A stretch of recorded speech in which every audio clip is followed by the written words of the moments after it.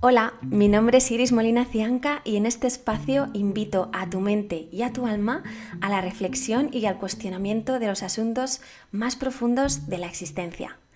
Hablamos de espiritualidad, filosofía, física cuántica, psicología, neurociencia y mucho más.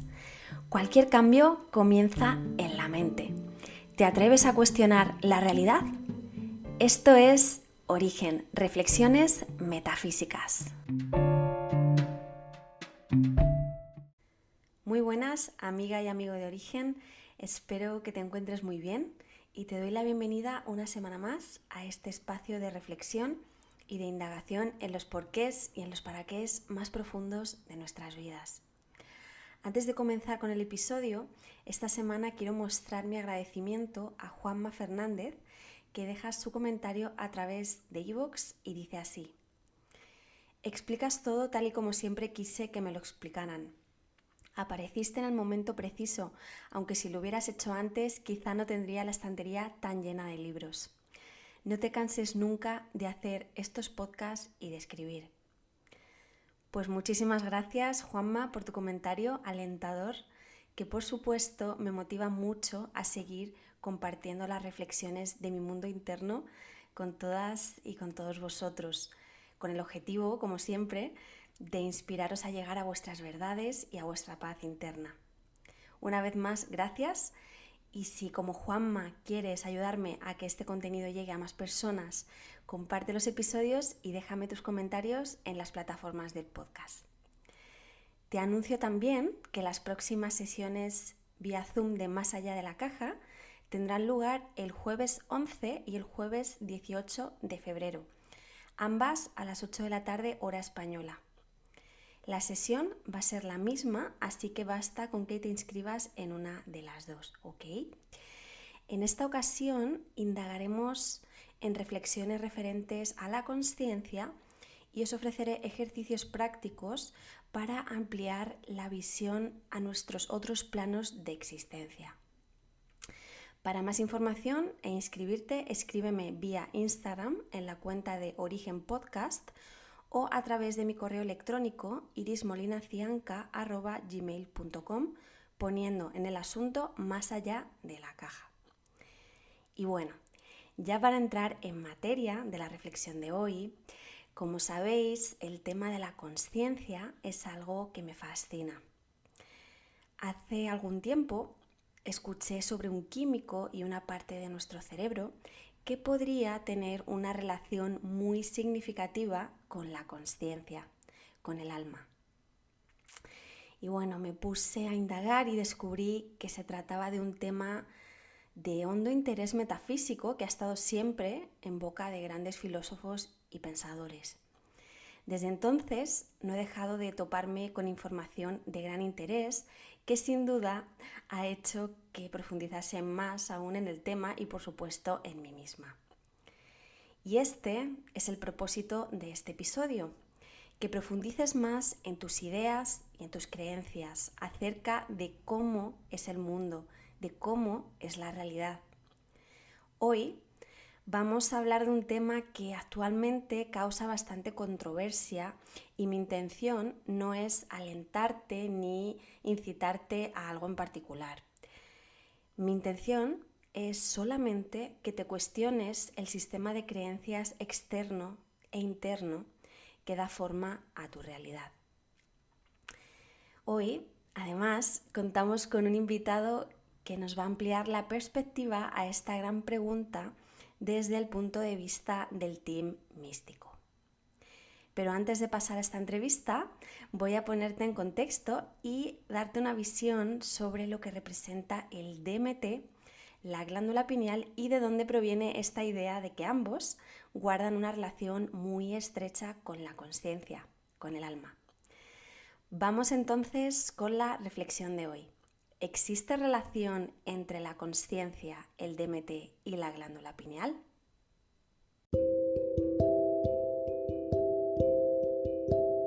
DMT son las siglas de un compuesto químico perteneciente a las triptaminas, que recibe el nombre de dimetiltriptamina. Ojo con el nombre. Hoy en día, la asociación más popular en nuestra cultura occidental es la que concibe al DMT como una sustancia psicodélica recreativa, como una droga, vaya. Pero lo cierto es que el DMT es mucho más que eso, y la asociación más común, si echamos un vistazo histórico y cultural por el planeta, no es la de sustancia psicodélica recreativa. El DMT es un compuesto que está presente de manera natural en un inmenso número de plantas, de animales e incluso en los seres humanos.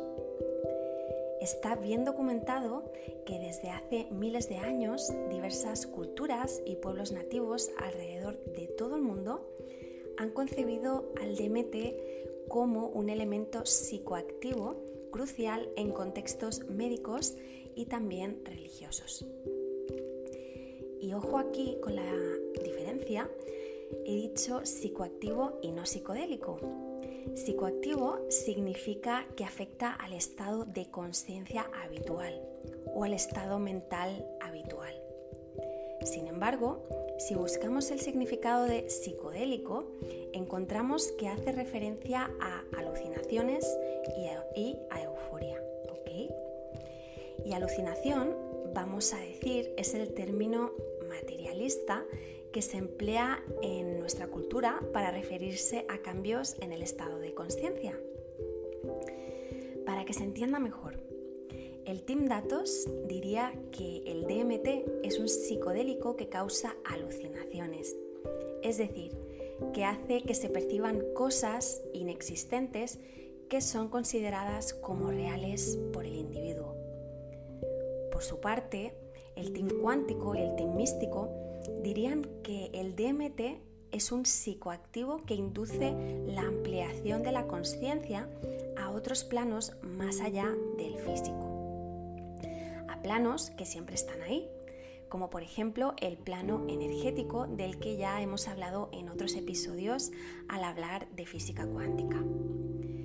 Por lo que esas alucinaciones, que se consideran como irreales desde un punto de vista materialista, son, desde esta perspectiva, cosas o hechos reales que tienen lugar en otros planos a los que normalmente no tenemos acceso desde el plano físico. ¿Ok? En realidad, si os dais cuenta, ambas definiciones para describir al DMT pues son igualmente válidas. Todo depende del punto de vista desde el que se esté mirando. La primera definición, la de psicodélico, solo es real en la realidad física, y la otra, la de psicoactivo, en la realidad subyacente, que es aquella que está más allá de todo lo que podemos ver.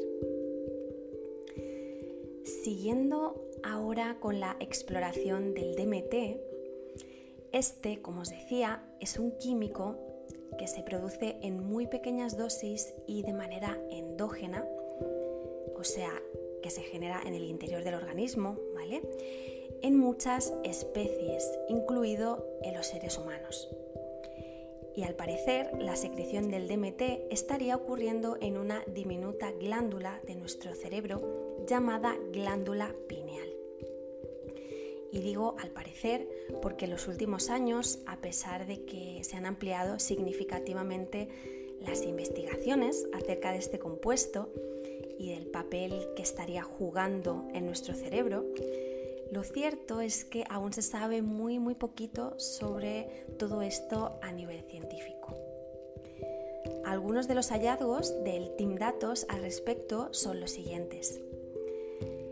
Investigaciones científicas recientes que datan de 2019 apuntan a que el incremento controlado de DMT se correlaciona con un aumento en la capacidad cognitiva, perceptiva y de la conciencia. Otros estudios recientes realizados precisamente en España evidenciaron que el DMT promueve la neurogénesis, es decir, el nacimiento de nuevas neuronas, y además induce la formación de otras células neuronales como los astrocitos. Por este motivo se está estudiando su potencial terapéutico para el tratamiento de trastornos neurológicos y emocionales como la depresión. Y esto, el hecho de emplear DMT como parte de un tratamiento ante trastornos de tipo psicológico, como veremos un poquito más adelante, no es nada nuevo para muchas culturas milenarias, las cuales siempre han empleado brebajes que contienen DMT en sus rituales y procesos de sanación. Y ya por último os traigo otro dato que para todo aquel que quiera estar al tanto de nuevos hallazgos respaldados por la ciencia en cuanto al papel de la glándula pineal en nuestro organismo, existen 2 revistas internacionales que comunican periódicamente sus avances y son la Journal of Pineal Research y Pineal Research Review. Os dejo los datos de ambas revistas en las notas de este episodio.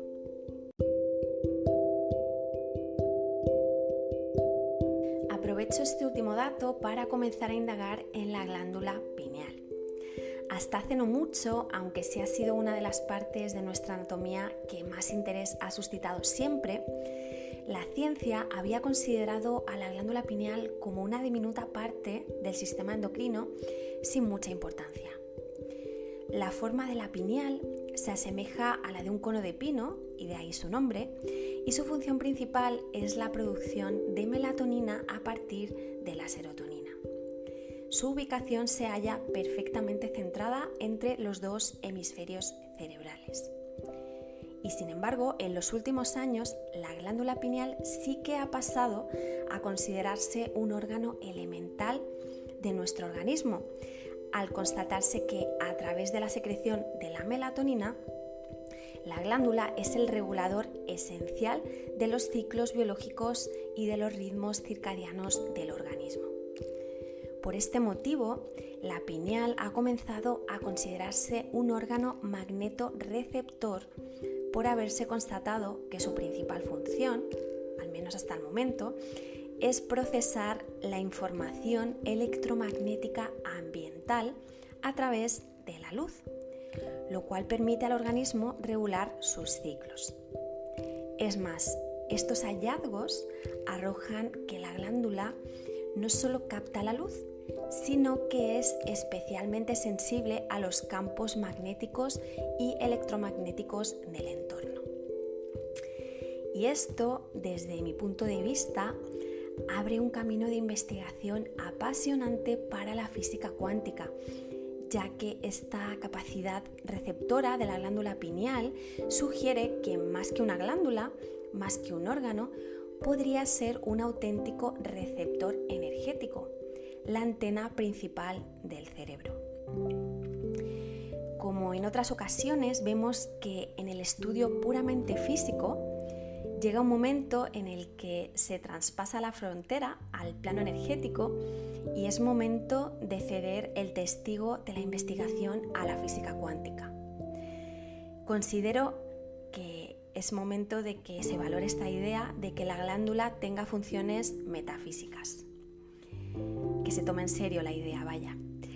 Y una vez más ocurre algo maravilloso al indagar en el estudio de la glándula pineal, y es que ciencia y espiritualidad comienzan a encontrarse, pues este último hallazgo científico mencionado es algo que ya sabían pueblos milenarios.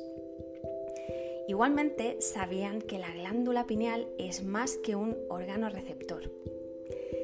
Para un amplio número de sociedades, la egipcia, la hindú, la taoísta, también la budista, la védica e infinidad de comunidades nativas latinoamericanas, así como para filósofos e incluso para grandes pilares de la reforma científica como René Descartes, la glándula pineal se considera el órgano que comunica al espíritu con el cuerpo.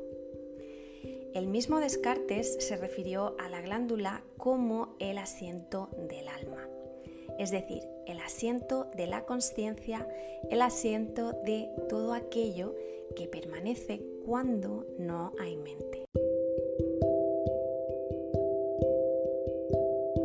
Sin embargo, la ciencia no ha abordado la teoría de que el fenómeno de la conciencia, que así es como se suele hacer referencia a la presencia de la consciencia, pueda producirse en la glándula pineal, De hecho, desde la comunidad científica se sigue sin haber llegado a una teoría unificada en cuanto a su posible ubicación. De todos modos, aunque la glándula pineal y el DMT hayan suscitado recientemente el interés del Team Datos, como se adelantaba, este parece haber sido desde siempre todo un tema que ha suscitado interés y misterio en contextos filosóficos, metafísicos y espirituales. Así que cuando me puse a indagar en este tema hace algún tiempo, descubrí que el team místico tenía bastante que aportar en cuanto a la cuestión de si existe una relación directa entre la consciencia, el alma, y su enlace en nuestro plano físico a través de la glándula pineal y de la secreción del DMT, el cual, por cierto, es popularmente conocido por parte del team místico como la molécula de Dios o también como la molécula del espíritu. De hecho, en terreno místico encontramos diferentes nombres que hacen referencia a la glándula pineal, considerada como un órgano integrador, místico y ventana a la espiritualidad. Te van a sonar seguro varios de estos nombres. Te cuento algunos. El séptimo chakra o chakra corona o chakra ajna, el cual es considerado por los hindúes como el centro de conexión con la sabiduría y la espiritualidad. Es considerado el portal de entrada de la consciencia. Otro nombre muy común es el de tercer ojo u ojo espiritual, denominado así por diversas tradiciones místicas y esotéricas que lo relacionan con la clarividencia, la iluminación, con la percepción extrasensorial y con experiencias extracorpóreas. Para el esoterismo, la glándula pineal es el vínculo entre los diferentes estados de consciencia o lo que es lo mismo entre los diferentes planos de existencia. También tenemos el ojo de Horus, que aunque no se sabe a ciencia cierta, se cree que este símbolo también alude a la glándula pineal. El ojo de Horus es interpretado por la cultura egipcia como aquel que capta todos los sentidos, aquel que cura, protege y purifica. La glándula pineal también aparece representada en diversas religiones y culturas con el símbolo de una piña. Una de las más famosas, por cierto, está en el mismísimo centro del Vaticano y ahí os dejo esa información por si queréis indagar sobre el tema de la simbología. Y bueno, también se asocia en Oriente con una flor de loto blanca y con el símbolo que hace referencia al séptimo chakra. En materia filosófica, una de las hipótesis más conocidas acerca de la glándula pineal y sus funciones es la que propuso, como se adelantaba antes, René Descartes. Descartes sugirió que la glándula pineal sería el hogar primordial del alma y punto principal de creación de todos nuestros pensamientos. En su obra, Las pasiones del alma, que data de 1649, sugiere que el alma, a la cual se refiere como sustancia pensante, podría estarse comunicando con el cuerpo a través de la glándula pineal. Esta información aportada por el team místico ha sido profundamente estudiada por figuras como el médico y psiquiatra estadounidense Rick Strassman, quien es conocido por sus estudios e investigaciones clínicas aprobadas acerca de los efectos del DMT en los seres humanos. Investigaciones que fueron financiadas por el gobierno de Estados Unidos y realizadas en la Universidad de Nuevo México. Estas pruebas clínicas se basaron en inyectar DMT a 60 voluntarios con el objetivo de observar los efectos del químico sobre la mente de los sujetos. Algunas de las conclusiones de Strassman, tras realizar el estudio, resultan realmente reveladoras y encajan con las voces filosóficas y espirituales de antaño. Os resumo las conclusiones más significativas. La primera es que la consciencia, lo que Strassman llama la fuerza vital del individuo, estaría entrando en el cuerpo a través de la glándula pineal. La segunda conclusión es que el incremento de DMT en el cuerpo humano parece inhibir un filtro que normalmente en el plano físico permanece sellado. Es decir, un incremento del DMT hace que el organismo elimine este filtro, un filtro que es interpretado como la mente. Entonces, al no haber filtro, al no identificarse con la mente, el sujeto experimenta la propia presencia en otros planos de realidad más allá del físico. Como tercera conclusión tenemos que las visiones de los voluntarios coinciden con aquellas descritas por personas que han vivido experiencias cercanas a la muerte, lo cual sugiere que el DMT podría ser una especie de regulador de la consciencia. O dicho de otro modo, el DMT y los procesos químicos asociados a este podrían tener la función de conectar o desconectar a la consciencia con el plano físico. Como cuarta conclusión, tenemos que la glándula pineal parece ser el órgano más activo al momento de la muerte. Y por último, que existe un potente potencial terapéutico del DMT para sanar enfermedades de la mente.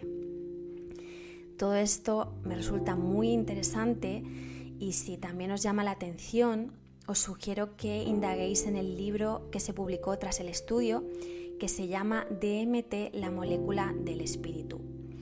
Os dejo en las notas del episodio la información completa del libro, ¿ok? E igualmente deciros que podéis encontrar varios documentales y vídeos en YouTube que hablan de este estudio.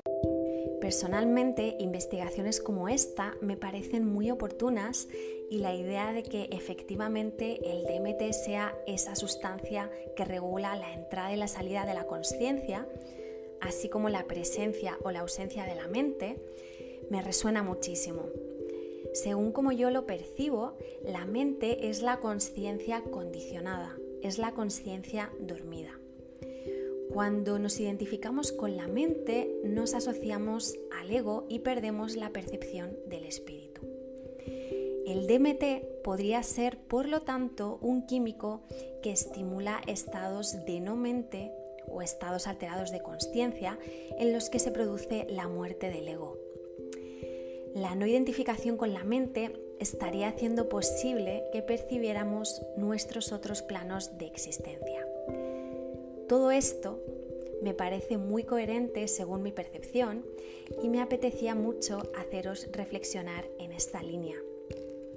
Por eso traje al programa a todo un sabio que ha estudiado con bastante profundidad este tema y que va a poder ampliarnos la visión del team místico. Os dejo ahora con la segunda parte del episodio, que es esta entrevista. Para continuar con la reflexión del episodio, hoy tenemos a un invitado especial que nos va a aportar la visión a esta gran pregunta desde un punto de vista más afín al team místico. Él es Paco Elizalde y nos habla desde Guadalajara, México. Paco es terapeuta holístico, maestro de meditación y creador de la comunidad Lucid Autoconocimiento. Conocí a Paco precisamente a través del podcast y encontré en él una gran fuente de sabiduría y también una gran historia de vida. Y bueno, cuando me puse a preparar este episodio, pensé que sin duda sus aportes serían de gran valor. Así que aquí estamos hoy con Paco. Muy buenas, Paco. Lo primero de todo, muchas gracias por aceptar esta entrevista y bienvenido a Origen. Es todo un placer tenerte aquí. Muchas gracias, Iris. Es un verdadero gusto estar aquí compartiendo contigo y con tu comunidad. Muchas gracias por la invitación. Gracias a ti. Cuéntanos cómo es que te surgió el interés por este tema del DMT y de la consciencia. Cuéntanos un poco de tu historia. Sí, en realidad, a través del tiempo he ido trabajando con diferentes técnicas, me he encontrado diferentes herramientas en mi camino, a manera de sanación, a manera de autoconocimiento. Entonces, en algún momento llegué a trabajar con ciertas medicinas y también llegué a involucrarme, a investigar un poco más acerca del aspecto del DMT, a manera de de ser entusiasta, de conocer más del humano, de la interacción que tenemos con ciertas cosas y cómo nos benefician, cómo nos impactan. Entonces, gracias a mi camino de autoconocimiento, de superación, sanación, crecimiento, es que llegué a indagar en estos temas. Buenísimo, estupendo. Pues Paco, vamos allá con la entrevista. ¿Estás listo? Completamente listo. Vamos allá. Bueno, me gustaría lo primero que comenzaras contextualizando el uso del DMT por los pueblos indígenas de Latinoamérica. ¿Con qué propósito lo usaban? Existen diferentes formas de abordar esto, pero primero quisiera iniciar mencionando que a través de la historia en diferentes civilizaciones ha existido el uso de ciertas plantas, sustancias, con propósitos de conocimiento, con propósitos de conexión, de expansión de conciencia. Específicamente en Latinoamérica es algo milenario. Hay una relación muy directa en la historia de los pueblos de Mesoamérica.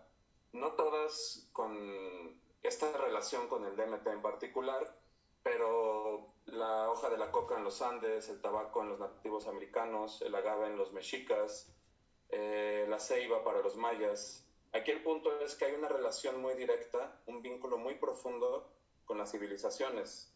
En este caso, en los pueblos latinoamericanos, en la zona de la Amazonía, existe la ayahuasca o el yagé, que son dos variables de esta misma bebida. Esto viene de la mezcla de la hoja de la chacruna, la liana de la ayahuasca. Esto con el propósito medicinal. Realmente es un tema de poder ellos mismos conectar en su visión, conectar con otros planos, con otros seres, para poder tratar ciertos temas que no se pueden tratar desde esta, entre comillas, realidad, desde este plano físico. Entonces ellos usaban el DMT para esta conexión. Buenísimo, qué interesante.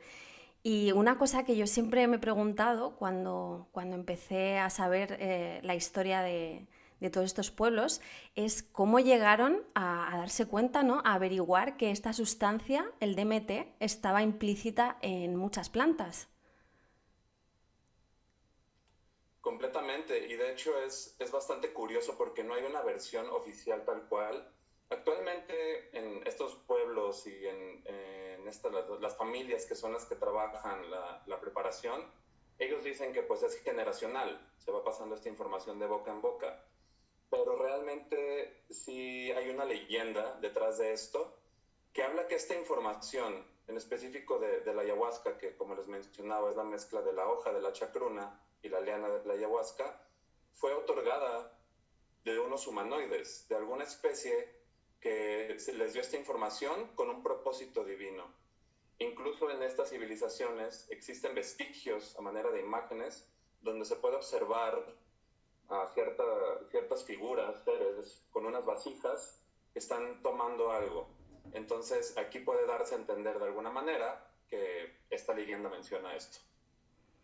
Qué interesante. Y oye, otra cosa que siempre me he preguntado, ¿se sabe si los mayas usaban DMT? Uy, es todo un misterio también con esto, pero de la versión oficial no se habla específicamente del DMT con los mayas, pero sí se habla acerca de los hongos. La psilocibina, que es la sustancia que tienen los hongos, no es exactamente un DMT, pero sí es un químico que tiene un impacto en el sistema nervioso. Estos alcaloides conectan con ciertas glándulas y aquí entra esta posibilidad de que también trabaje como el DMT en cierto nivel, con la glándula pineal. En otras civilizaciones de la zona de México, también se llegaba a usar el peyote, que es más bien mescalina, pero lo que es cierto es que con los mayas sí he sabido que hacían un trabajo para ellos mismos segregar DMT. De alguna manera, esto hasta ellos mismos lo dicen los nativos de esa zona, los que son directamente de este linaje, que es un ejercicio que es de enfocar y desenfocar con la mirada, lo cual hace que esta pequeña glándula se ponga en acción y pueda generar una conexión. Los mismos mayas se habla de que tenían una visión muy diferente de este mundo, ya que ellos podían percibir de alguna manera la energía, podían percibir esta parte de la sutileza gracias a este trabajo que ellos mismos han hecho pues con los hongos y con este trabajo que les menciono del enfoque. Otra cosa que me llama mucho la atención y la curiosidad y por lo que he podido aprender, todas estas culturas ancestrales consideran que la secreción de DMT en la glándula pineal es el proceso que facilita la entrada y la salida del alma o de la consciencia de nuestro cuerpo. Me apasiona, o sea, me fascina esta idea. ¿Qué puedes, Paco, contarnos sobre esto? ¿Puedes desarrollarnos un poco la relación, la posible relación que existe entre la glándula pineal, el DMT y bueno, lo que llamamos el tercer ojo? Claro que sí. Como bien mencionaste antes, realmente con la glándula pineal todavía no hay tanto descubrimiento sobre el funcionamiento. Es todavía un misterio, pero en esta relación que existe entre la glándula pineal, el DMT y el tercer ojo, podemos verlo en diferentes evidencias como ya en la antigüedad lo relacionaban. Con los egipcios había una representación que es el ojo de Horus, que el ojo de Horus representa poder, sabiduría, incluso salud. Entonces, también con los hindúes y diferentes dogmas, hablan de una capacidad de ver más allá a través del tercer ojo, de este chakra que le llaman de la visión, que genera una capacidad intuitiva, un desarrollo de conciencia en este nivel espiritual. En diferentes civilizaciones existen otros vestigios que dan a entender la conexión con la pineal y con cierto tema de espiritualidad. Se hallan vestigios de formas de piña, ya que la glándula pineal realmente tiene una forma como de una piña muy pequeña.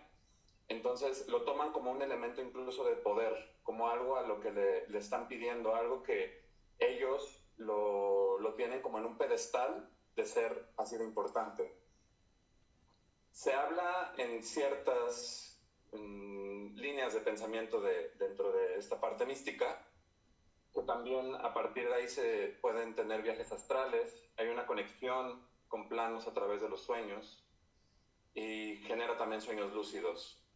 Se sabe actualmente que los momentos clave con el DMT es al momento en que nacemos, el momento en que morimos, que es cuando hay mucha más segregación de DMT de manera natural, pero también en sueños hay cantidades mínimas y también existe la información acerca de gente que ha estado en situaciones de riesgo donde están cerca de morir, que generan una gran cantidad de DMT junto con un cóctel hormonal, y los investigadores y la gente que está alrededor de esto piensa que tiene un propósito también para poder sobrellevar cierta cuestión, cierto proceso, mucha información. Si lo pensamos de esta manera, en el nacimiento y la muerte y en una situación de peligro, tal vez es importante para poder procesar todo lo que está ocurriendo, todo este cúmulo de información y de experiencia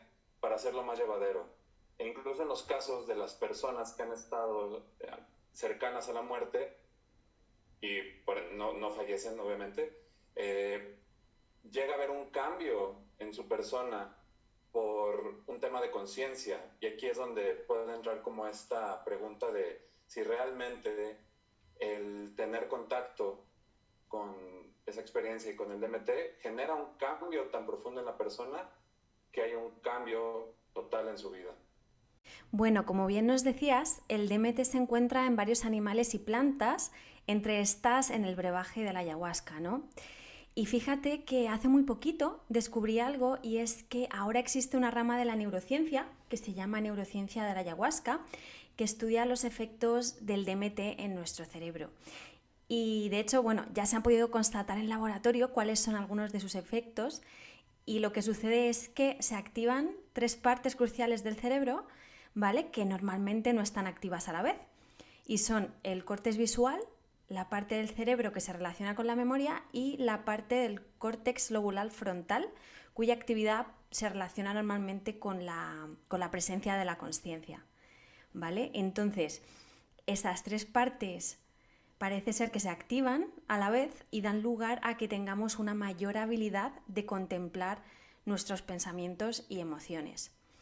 Y bueno, me pareció una maravilla que la neurociencia esté indagando en todo esto y entender que sin duda el DMT pues podría tener un potencial terapéutico increíble, ¿no? Entonces quería preguntarte, según tu experiencia con plantas que contienen este químico, ¿cuál parece ser la función de esta sustancia en la naturaleza y por lo tanto en nuestros propios cuerpos según lo que a ti te ha tocado experimentar? Yo ahora te mencionaba lo que está arrojando la neurociencia de la ayahuasca, pero me gustaría saber si esta información resuena con tu experiencia. Claro, y me parece fascinante lo que cada vez está descubriendo, cada vez más la ciencia a través de estas investigaciones y buscar esta profundidad de todo lo que puede generar el DMT en nosotros. Y bueno, ya con base en la experiencia que he tenido y en lo que he investigado y todo esto, puedo decir que en los mamíferos y en los humanos, más que en otras especies, el DMT y la glándula pineal funcionan a manera de un magnetorreceptor que nos da un sentido de dónde estamos, de dónde ir, en una manera muy natural. Realmente existe una forma muy directa en que podemos ver cómo nos comportamos en este nivel gracias a la función de la pineal y del DMT que está segregando. Existe esta información también de los depósitos magnéticos y la relación que tienen con el DMT que está segregando la glándula pineal, ya que gracias a esto, así como mencionabas lo de las áreas que se activan del cerebro, también este sentido como de a dónde vamos, de si estamos perdidos en un lugar, hay un sentido muy natural. Entonces se habla de que el DMT también es de alguna manera este regulador que nos está ayudando. Entonces aquí yo, en mi experiencia personal, puedo considerar que también tiene que ver con un tema evolutivo, tiene que ver con un tema biológicamente que nos está ofreciendo una conexión entre lo físico y la conciencia, esta parte interior, esta parte mucho más, podríamos llamarla espiritual, ¿no? Con las plantas es interesante porque todavía no se liga exactamente cómo es que funciona el DMT, pero también se menciona que puede ser un tema evolutivo, un tema que está a nivel celular y del ADN de las plantas. Actualmente se sabe que más de 60 plantas tienen el DMT. En cantidades pueden ser muy, muy pequeñas a nivel celular. Y bueno, es como mencionábamos previamente, que segregamos cantidades altas al momento de nacer, al momento de fallecer y en situaciones de riesgo de muerte. Saber esto creo que nos da a entender que en momentos de cambio muy fuerte puede tener una función para regular la experiencia, para filtrar esta información y de alguna manera expandirnos mucho más, no quedarnos solamente en eso.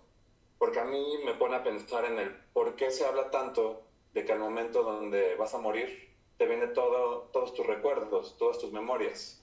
Entonces yo siento que de alguna manera está ligado ahí el DMT con activar esta parte para poder observar esto con un propósito que tal vez no entendemos y no lleguemos a esa profundidad, pero que sí está completamente ligado.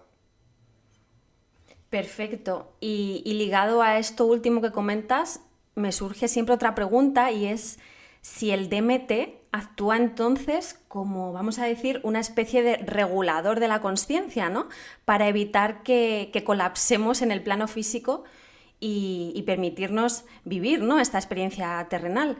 ¿Qué piensas sobre esto? ¿Crees que podría ser efectivamente el DMT como ese regulador entre este plano y el otro, digamos? Pienso que sí. pienso que sí. Muy probablemente el DMT es esta sustancia, como lo mencionas, este regulador, gracias al cual pues tenemos esta conexión entre lo físico y una parte más intangible. Gracias al DMT yo siento que es que podemos acceder y observar otros planos. Realmente por experiencia propia puedo mencionar que sí estás en contacto con algo más y no es a nivel de una alucinación, es algo completamente diferente, es una conexión, es entrar a espacios realmente donde todos tus sentidos están activos. Entonces, en estos planos, como lo son el cuántico, el energético, podemos movernos desde ahí. Les mencionaba al principio que se habla de que los mayas tenían la capacidad muy natural, porque así vivían ellos, por sus prácticas y por su estilo de vida, en que veían todo el mundo a nivel conexiones, a nivel energía. Ellos realmente tenían tan desarrollado y activo la pineal del DMT que estaban en contacto constantemente con todo esto, con el plano energético. Entonces yo sí soy de la idea que el DMT es este regulador para poder estar entre conciencia y lo físico. Qué bueno. ¿Y qué puedes contarnos un poquito más, ir un poquito más allá según lo que a ti te ha tocado experimentar? Y también creo que es interesante que nos cuentes, según lo que tú has visto, si se producen los mismos efectos en todas las personas. Siento que es muy diferente dependiendo de la persona, porque si lo vemos de una manera, todos tenemos un metabolismo que puede funcionar diferente, sistemas, glándulas, somos iguales en la parte fisiológica, pero el funcionamiento puede ir cambiando. Es una parte física, pero además la parte psicológica es muy importante en esto. La manera en que vemos las cosas, los miedos, los traumas, las heridas, pueden ser muy, muy diferentes y representan un tema, una cosa para ti, una para mí. Entonces, sí creo que dentro de estas experiencias que he tenido, puedo decir que los efectos son diferentes dependiendo de la persona. Yo te voy a compartir un poco de mi experiencia ya con la ayahuasca, que bueno, la tomé en diferentes ocasiones, gracias a mi proceso personal, pero llegué a un punto donde ya estaba un poquito desconectado de la realidad física. Era como estar y no estar. De repente eran unos sueños muy profundos, muy reales. De repente era como estar en un déjà vu constante cuando estaba en esta realidad. Y era una sensación extraña realmente, la puedo decir hasta como un tipo de depresión, ¿no? Realmente lo que ahí pasó es que tal vez fue que pasé un límite de lo que yo podía manejar, de lo que yo podía regular y mis sistemas también. Entonces me creó una confusión en mis diferentes niveles de percepción, en esto cognitivo. Entonces sí creo que es muy diferente por persona, no porque me haya pasado eso a mí, le pasa a otras personas, porque también los que son taitas, chamanes que están tomando constantemente, tal vez no llegan a estos estados emocionales de depresión o de alguna sensación incómoda o confusa. Entonces, aquí sí es nada más remarcar a las personas y todos que sabemos que es un uso consciente con el que podemos llegar a tomar, sea ayahuasca o cualquier consumo del DMT, ¿no? Porque sí es importante usarlo con esa conciencia. No es cualquier cosa, realmente puede ayudarte muchísimo, como lo hizo conmigo. A mí me ayudó de verdad de una manera espectacular a entenderme mucho más, a profundizar, a soltar. Pero sí es clave tomarlo con respeto y con humildad. Eso es importante recalcarlo. Genial, gracias Paco por compartirnos esta historia, esta información que la verdad considero que es de mucho valor, y a veces está todavía un poco el estigma, ¿no?, de hablar de este tipo de medicinas, porque realmente yo también las considero medicinas y popularmente, digamos, pues no se aceptan o no se aprecian de esta manera. Entonces, bueno, aprovecho esto último que comentabas para ir a la siguiente pregunta que tenía preparada, y es precisamente esto: ¿qué opinas de la apreciación general de nuestra cultura, de nuestra sociedad, en torno a los psicodélicos ¿Y cómo crees que se podría cambiar la percepción acerca de ellos? ¿O qué crees que tendría que suceder para que esto cambiara? Cuéntame. Uy, es interesantísimo esto. Mira, en mi percepción personal y viendo cómo es la historia humana y cómo hemos crecido socialmente e individualmente, el humano tiene esta tendencia a encontrarle respuestas a todo, ¿no? A cuestionar las cosas y buscar una respuesta, buscar una validación. Y está muy bien eso. Simplemente aquí lo que puede pasar a veces es que al querer crear conceptos podemos encasillar las cosas. Es muy normal. Y uno de donde encasillamos más de estos conceptos es si es algo bueno o algo malo. Ah, si existe algo que no entra dentro de ciertas condiciones, se puede considerar malo y por lo tanto de riesgo. Creo que eso pasa con las sustancias. Creo que lo vemos desde muy unilateralmente, solamente tomándolo como algo nocivo porque nos vamos por la parte lúdica, por la parte recreativa, por la parte del exceso y de la adicción. Realmente todo se le puede encontrar un sentido hasta espiritual de las sustancias, incluso el alcohol. No sé si tú lo sabías y la audiencia lo sepa, que el nombre original del alcohol es bebida espirituosa. La bebida espirituosa, pues digo, hace muchas generaciones, hace cientos de años, era usada con propósitos de rituales. No era un ungüento social como lo es actualmente. Y no digo que esté mal tomarlo, pero puede ser una vía de escape. Ese es el punto. No es la cuestión en sí de una sustancia o el alcohol, sino es por qué lo estamos usando.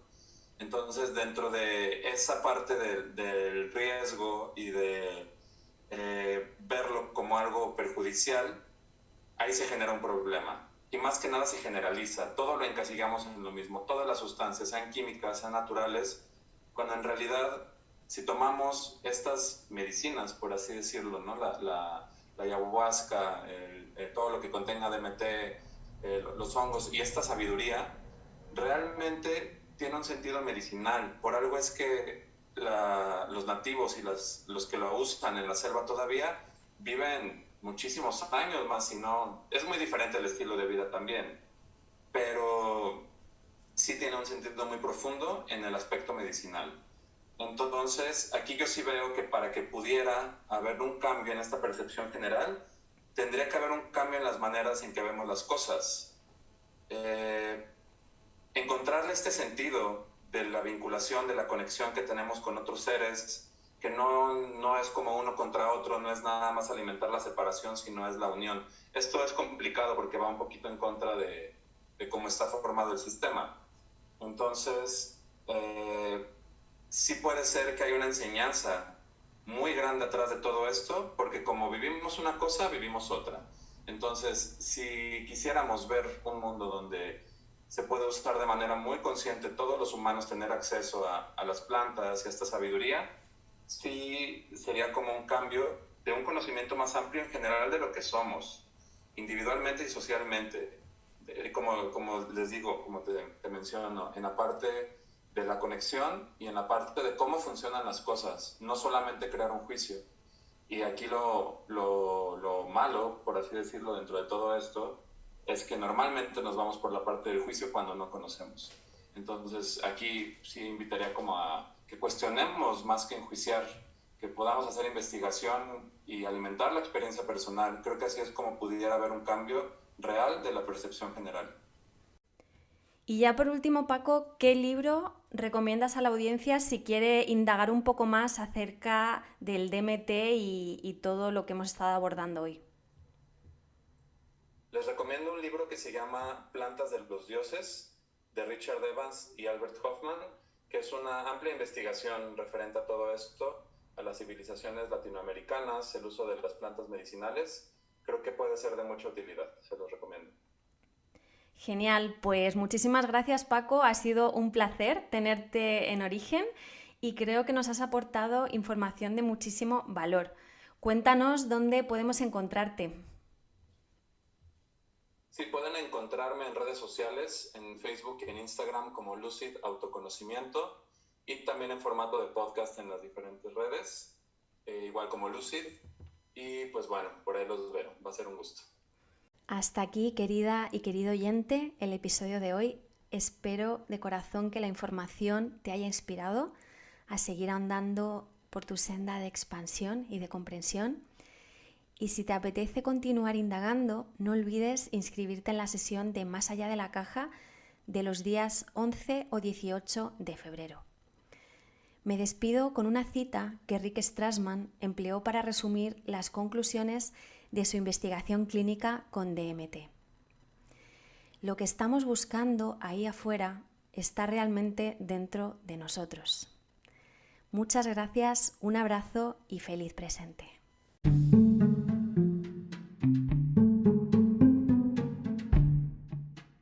Muchas gracias por tu compañía y si esta información te ha sido de valor, por favor ayúdame a llegar a más personas compartiéndolo en tus redes sociales y dejándome tu reseña en la plataforma si me escuchas desde iVoox.